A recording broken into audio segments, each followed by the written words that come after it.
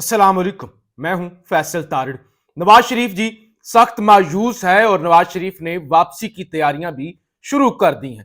किसी वक्त भी आप खबर सुन सकते हैं कि नवाज शरीफ इंग्लैंड अपने आबाई वतन वापस रवाना होने के लिए तैयार हैं, क्योंकि किसी वक्त भी नवाज शरीफ फट सकता है। जो वादे करके, जो दिलासे दे के वापस लाया गया था, या फिर जो गलत फहमी नवाज शरीफ के दिल में पैदा हुई थी कि मैं वापस जाते ही वजीर आजम बन जाऊंगा, ये मेरा प्रोटोकॉल होगा और इतनी सीटें मुझे दी जाएंगी, वो नहीं मिल रही।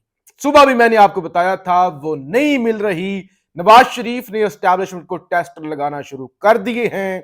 नवाज शरीफ की उम्मीदों पर एस्टैब्लिशमेंट पूरा नहीं उतर रही। नवाज शरीफ इमरान खान का मुकम्मल खात्मा चाहता है, 2/3 मेजोरिटी चाहता है, या कम अज कम अपनी सादा अक्सरियत चाहता है, और वो अपने रास्ते में कोई भी रुकावट नहीं चाहता। और एस्टैब्लिशमेंट के लिए बेशुमार रुकावटें हैं ऐसा करने में। चलें, इमरान खान को तो वो हर तरह से जो है वो अजियत दे रहे हैं, हर तरह से वो जो कर सकते हैं जुल्म वो कर रहे हैं। बल्ले का निशान भी ले लेंगे, जो है वो इलेक्शन में किसी को उतरने भी नहीं देंगे। आज जो कुछ बाजोड़ में हुआ है, सड़कें उखाड़ दी गई, उसके बावजूद इमरान खान के सिपाही पहुंचे। खिलाड़ी इतनी बड़ी तादाद में पहुंचे कि उन्होंने वर्कर कन्वेंशन की डेफिनेशन ही तब्दील कर दी। आपको पता है वर्कर कन्वेंशन क्या होता है? 200-400 बंदे जब बैठते हैं ना, सियासी कारकुन, उसको कहते हैं वर्कर कन्वेंशन। यहां तो हजारों की तादाद में तस्वीर जरा जाके देखें कि इतना बड़ा जलसा किसी जमात ने नहीं किया होगा बाजोड़ के अंदर। इवन हो सकता है पीटीआई ने इतना बड़ा जलसा ना किया हो। जितने आज लोग थे, गोलियां भी चली, रास्ते उखाड़ दिए गए, शेर अफजल मरवत को पुलिस ने आके घेरा, रात को भी जो उसके साथ किया पुलिस ने, उसके बावजूद इतनी बड़ी तादाद में। दूसरी तरफ जलालपुर जट्टा के अंदर मरियम बीबी पहुंची, खाली कुर्सियों से खिताब किया, खाली कुर्सियों से। और वो खाली कुर्सियों से जो खिताब किया गया वो पीटीवी ने लाइव दिखाया। 25 लोग देख रहे थे पूरे पीटीवी पर, लेकिन पीटीवी ने लाइव दिखाया। अब एक तरफ तो इतनी सहूलतकारी है, इतनी सहूलतकारी है, और दूसरी तरफ इमरान खान के साथियों पर इस कदर जमीन तंग की गई है कि पेशावर हाई कोर्ट की जमानत होने के बावजूद असद कैसर को फिर गिरफ्तार कर लिया गया और एमपीओ के ऑर्डर के तहत किया गया है कि अमनो अमान के अंदर खतरा है असद कैसर। तो ये सब कुछ हो रहा है, फिर भी नवाज शरीफ खुश नहीं है, क्योंकि एस्टैब्लिशमेंट नहीं दे सकती। मैंने आपको सुबह बताया था जो नवाज शरीफ मांग रहा है। एस्टैब्लिशमेंट ने काफ लीग को, इस्तेकाम पाकिस्तान पार्टी को, परवेज खटक को और दीगर जो उनके टाउट्स हैं सबको खुश करना है। अब एक आज की खबर सुन लें। नून लीग, आप देखें, ध्यान से सुनिएगा। एक तरफ नून लीग क्या कहती है कि हमारे पास एक एक हलके के अंदर 10 उम्मीदवार हैं, 10 उम्मीदवार हैं, हमें समझ नहीं आ रही किसको नाराज करना है, किसको राजी करना है, किसको टिकट देनी है, नहीं टिकट देनी। अगर आपके पास इतने ज्यादा वर्कर हैं, इतने ज्यादा जो है वो इलेक्टेबल्स हैं, टिकट लेने के लिए लाइनें लगी हुई हैं, तो फिर आप सीट एडजस्टमेंट क्यों कर रहे हैं? आप कंप्रोमाइज क्यों कर रहे हैं? गुजरात के अंदर बंदे हैं तो चौधरी बरादरान के साथ क्यों सीट एडजस्टमेंट कर रहे हैं? आईपीपी के साथ क्यों कर रहे हैं? मौलाना फजल रहमान के साथ क्यों कर रहे हैं? एमक्यूएम के साथ क्यों कर रहे हैं? आपके पास तो बंदे ही बंदे हैं ना। सादा सी बात है ना कि अगर आपके पास इतनी टिकटें हैं, इतने लोग ज्यादा हैं, टिकटें कम हैं, तो फिर तो आपको सोचना भी नहीं चाहिए। ये तो एक्स्ट्रा होता है ना कि जब आपके पास किसी हलके के अंदर गुंजाइश हो तो आप किसी के साथ ताउन कर लेते हैं, लेकिन आपके पास तो ताउन करने की गुंजाइश ही नहीं है, लेकिन आप कर रहे हैं। मिसाल के तौर पे काफ लीग ने भी बड़ा मुंह करके 4 कौमी असेंबली की मांग ली सीटें और 9 उन्होंने सूबाई असेंबली की मांग ली। अब ये आईपीपी के साथ शहबाज शरीफ की मुलाकात भी हुई और ये इस्तेकाम पाकिस्तान वाले, और नून लीग ने कहा कि अलीम खान की जो सीट है ना लाहौर वाली, जो अपना गढ़ है नून लीग का सोकाल, जहांगीर तरीन की जो सीट है, ओन चौधरी, नमान लंगड़ियाल, इसहाक खाकवानी की सीटों पर एडजस्टमेंट हम कर सकते हैं। ये 4-5 सीटों पर नून लीग ने कहा कि हम आपसे सीट एडजस्टमेंट कर सकते हैं कि आपके मुकाबले पे बंदा नहीं खड़ा करेंगे। लेकिन आगे से इस्तेकाम पार्टी वालों ने क्या कहा, 25 कौमी असेंबली की सीटें जो शायद वो कयामत की सुबह तक ना जीत सके, 25 कौमी असेंबली की सीटें, 40 सूबाई नशिस्तें, 40 सूबाई इस्तेकाम पाकिस्तान वालों ने कहा और 25 कौमी असेंबली की। इसी तरह से 5 से 6 सीटें काफ लीग वालों ने कहा कौमी असेंबली की, और 8 से 10 जो है वो सूबाई असेंबली की। अभी और भी स्टेक होल्डर्स हैं, उधर MQM है, उधर मौलाना खैर के KPK के अंदर है और दीगर लोग भी।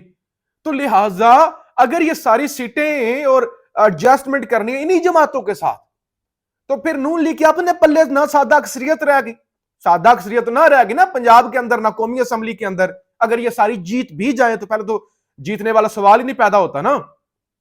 आप PTI को बल्ले का निशान ना भी दें, कोई तो निशान देना है ना। और लोग पढ़े लिखे एजुकेटेड है, इतने नासमझ नहीं, उनको पता है कि हमने किसको वोट देना है, कौन इमरान खान का हमायत याफ्ता है। लोगों के अंदर बड़ा शऊर आ चुका है। तो लिहाजा नवाज शरीफ सख्त मजबूर है, उसको पता है मेरे हिस्से में कुछ नहीं आना, मैंने सिर्फ एस्टैब्लिशमेंट का गंद उठाना है, इस्तेमाल होना है। तो लिहाजा इसलिए नवाज शरीफ फटना शुरू हो गया है। और मुराद अली शाह साबिक वजीर आला सिंध के, वो ये कहते हैं कि नवाज शरीफ ने वापसी की टिकट कटवा लिया। 9 फरवरी की उन्होंने टिकट करवाई है कि 8 फरवरी को इलेक्शन के नतीजे जाएं और 9 फरवरी को फुर्र उड़ जाए, क्योंकि पीपल्स पार्टी को लगता है कि नवाज शरीफ को वो नतीजे नहीं मिलने जो वो एक्सपेक्ट करके आए हैं। क्योंकि खबर यह है कि एस्टैब्लिशमेंट ने पीपल्स पार्टी को भी ग्रीन सिग्नल दिया कि चले ठीक है, आप भी जो कर सकते हैं आप करें। तो लिहाजा पीपल्स पार्टी भी इन हो गेम के अंदर, नून भी हो, और बाकी स्टेक होल्डर जो हैं उनको भी चलाना हो, तो फिर कैसे चले मियां, कैसे बने वजीर आजम। और सबसे बड़ी खबर सुनिए, नून लीग की लीगल टीम ने सर जोड़े हुए हैं कि अल अजीजिया का जो आया है कि मेरिट पर सुनेंगे, वो मेरिट पर सुनने सुनाने के चक्कर में हो सकता है इलेक्शन गुजर जाए। तो फिर मियां साहब तो एल नहीं है ना, वजीर आजम बनने के भी एल नहीं है।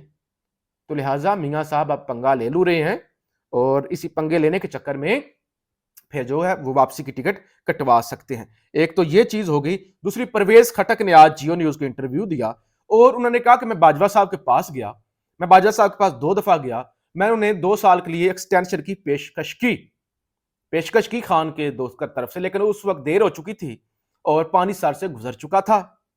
और ये जो बातें हो रही ना कि ताहयात तोसी देने की बात, वो कहते हैं ये हमने नहीं की, ये नहीं की थी कि अनलिमिटेड आपके लिए एक्सटेंशन है। और ये उन्होंने किसको झूठा साबित किया है? DG ISI general Nadeem Anjum साहब को। ये तो नदीम अंजुम साहब को उन्होंने झूठा साबित किया। आपको पता है तकरीबन 1 साल हो गया होगा कि नदीम अंजुम साहब ने प्रेस कॉन्फ्रेंस की थी और उन्होंने कहा था कि सुप्पा सालार को आपको याद होगा कि एक ताहयात जो है उनको एक्सटेंशन की ऑफर जो है वो की गई। तो लिहाजा ये चीज जो है, ये जो बयान है परवेज खटक का, ये जनरल नदीम अंजुम साहब को झूठा साबित करती है। और फिर खान के खिलाफ 3 गवाहान तैयार किए जा रहे हैं 190 मिलियन पाउंड वाले में। नंबर 1 है नदीम अफजल चंद साहब को वैसे शर्म आनी चाहिए, बहुत वफादार इंसान है, अच्छे पॉलिटिशियन है, लेकिन शर्म आनी चाहिए अगर वो ऐसा करते हैं तो एस्टैब्लिशमेंट के आला कार बने। दूसरा परवेज खटक, और तीसरी है बाप पार्टी की जुबैदा जलाल। ये जी इमरान खान के खिलाफ गवाही देने जा रहे हैं कि इमरान खान ने ये जो है वो किया है। और दूसरी तरफ जो है वो सत्तू पी के सो रहे हैं काजी फाइज ईसा साहब। जावेद हाशमी जैसा शख्स मुसलसल इमरान खान के हक में बयान दे रहा है पिछले कई दिनों से। वो कहता है कौम को नंगा किया जा रहा है, इमरान खान को नंगा नहीं किया जा रहा। जो आज तशद्दुद और ज्यादतियां हो रही हैं, इस पर मैं तहरीक इंसाफ और इमरान खान के साथ हूं, इन जराइम को मैं खुशामदीद नहीं कह सकता। और उन्होंने कहा कि जो गंद और गलाजत बकी जा रही है, जिस तरह से इमरान खान की कैरेक्टर असैसिनेशन हो रही है, पहली दफा नहीं हो रही। और उन्होंने कहा ये सब कुछ हो भी जाए, माजी में भी हुआ है, लोग वोट उसी को देंगे जिसको वो वोट देना चाहते हैं। तो लिहाजा ये सवाल ही पैदा नहीं होता कि ये सारी कैरेक्टर असैसिनेशन के बावजूद भी जो है ये इमरान खान को गिरा सके। तो ये जी खबरें हैं नवाज शरीफ और सबके साथ हाथ होने जा रहे हैं, सबके साथ। इमरान खान के लिए जो कुआं खोद रहे हैं ना, और आला कार बने हुए हैं और जमहूरियत को कमजोर कर रहे हैं, आयन की धज्जियां उड़ा रहे हैं, ये सब इनके साथ भी होने जा रहा है। पाकिस्तान जिंदाबाद।